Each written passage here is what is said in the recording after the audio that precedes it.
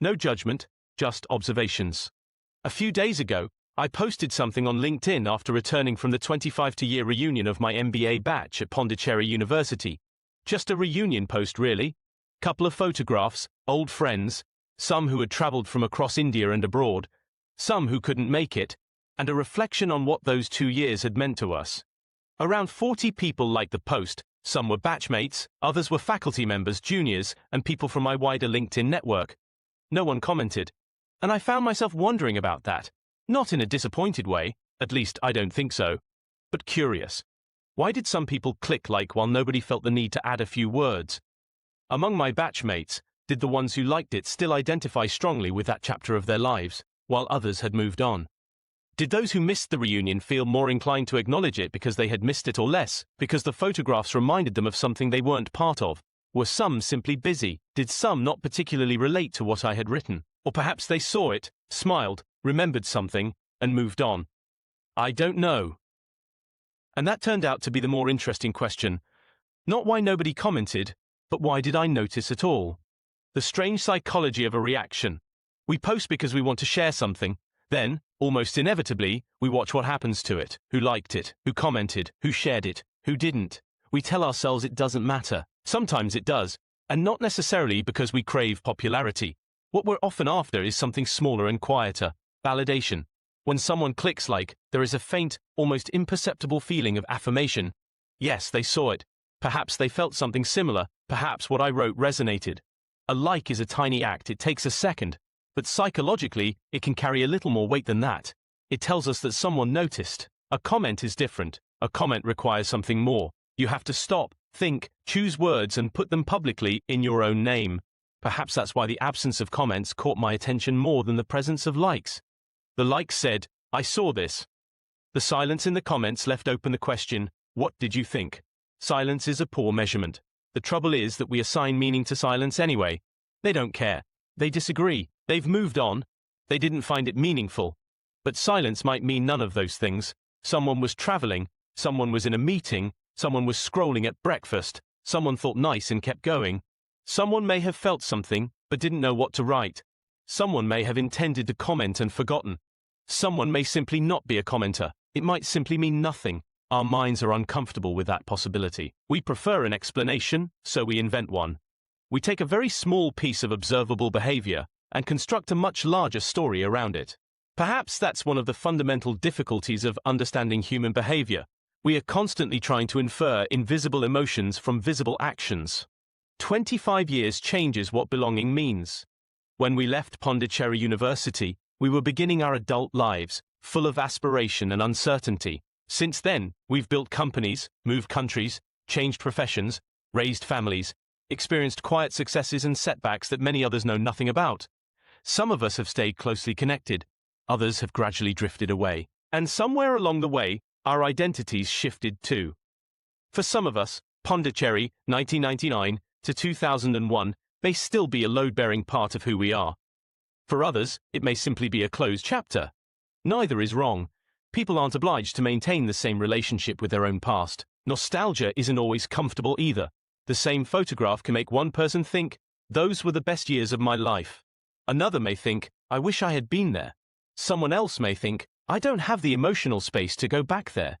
And we'd never know which.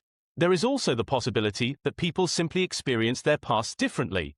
For some, a university reunion is a celebration of an enduring identity. For others, it is a pleasant reminder of something that once mattered but no longer occupies much space in their present lives.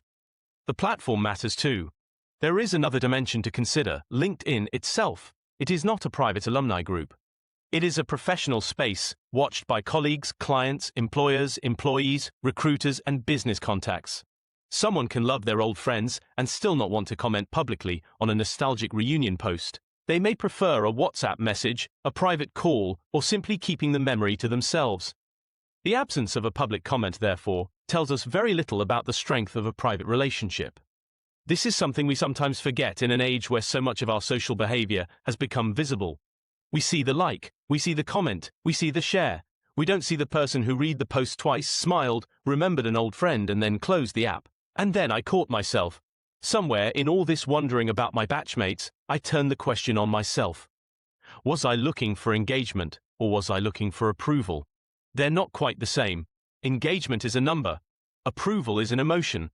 Perhaps what I was unconsciously looking for was the quiet confirmation that what I felt was real for someone else too. That isn't necessarily vanity, it's probably just being human. We want our memories witnessed, we want our stories to land, we want the things that mattered to us to matter to someone else, and every so often, we want somebody who shared that part of our lives to say, yes, I remember it too. Perhaps this is why social media can be psychologically fascinating. It has not created our desire for recognition. Human beings have always sought approval, acceptance, and belonging. Social media has simply made some of those signals visible and measurable. A nod, a smile, a handshake, or a word of appreciation once disappeared into the moment. Now we have likes, comments, views, shares, and followers. We have effectively turned some forms of social validation into numbers. The interesting thing about those 40 likes. There is another small observation here that I found unexpectedly interesting. The approximately 40 people who liked the post weren't all from my batch. Some were faculty members, some were juniors, some were simply people in my professional network who had no connection whatsoever to those 2 years at Pondicherry University. And that made me think. Perhaps the people who shared the history with me weren't necessarily the people who would respond to the story. And perhaps people who never lived that experience could still connect with the emotion behind it. A reunion may be about a particular batch, but nostalgia, friendship, aging, memory, and the passage of time are not. Those belong to everyone. Perhaps someone who had never heard of my batch saw the photographs and thought about their own college days. Perhaps a faculty member remembered an old cohort. Perhaps a junior imagined what their own reunion might look like 25 years from now. We don't know. A post can travel emotionally beyond the boundaries of the story that created it. The people who don't respond may still care. Which brings me to what I think matters most here. We shouldn't confuse visible behavior with invisible emotion. Someone who never liked the post may care about you deeply. Someone who clicked like may have thought about it for only 2 seconds. Someone who writes a long comment may be genuinely nostalgic. Someone who says nothing may have spent 5 minutes looking at every photograph. We simply don't know. Digital behavior gives us data. It doesn't necessarily give us meaning. And that may be one of social media's quieter traps. We now know more about what people do than we ever have, but we don't necessarily know more about what they feel. This isn't really about LinkedIn either. We do it everywhere. We announce a new job and wait for congratulations. We publish an article and check the views. We post a photograph and notice who reacted. We celebrate a milestone and notice who didn't acknowledge it. We share an opinion and look for people who agree. We remember who wished us on our birthday, and sometimes we remember who didn't. Underneath all of this, perhaps the question isn't really, am I more successful than you? It is something more tender. Do you still value me? Do I still belong? Does what matters to me matter to you? Do you remember me? Those are much deeper questions. Belonging isn't binary. I used to think of belonging as something that was either on or off. You're part of the batch or you're not. But perhaps human belonging doesn't work that way. Someone can feel deeply connected and never attend a reunion. Someone can attend a reunion and feel strangely disconnected. Someone can disappear for 20 years and slide right back into an old friendship within minutes. Someone can spend 2 years in the same classroom and still feel like an outsider. Belonging isn't a membership card. It's an emotion. And emotions don't file neatly. Perhaps the same is true of identity. We don't have to choose between being the person we are today and the person we were 25 years ago. Both can exist. The question is simply how much space each occupies in our present lives. So why didn't they comment? I still don't know, and I'm increasingly comfortable with that. They may have been busy, they may not have known what to say, they may not have related to what I wrote, they may have felt nostalgic but remained wordless, they may have disagreed, they may simply not have been in the mood to type a comment. Any of it is possible. And none of it needs to become a verdict. There is a trap in interpreting other people's behavior through our own. We think, if I behaved this way, it would mean this. Therefore, if they behave this way, it must mean the same thing. But it doesn't. Their silence belongs to them. Their memories belong to them. Their relationship with the past belongs to them. Their reasons belong to them. They don't have to fit the story I create around their behavior. And perhaps the final observation is about me. I started with a question about my batchmates. I ended with a question about myself. Why did I care about the engagement at all?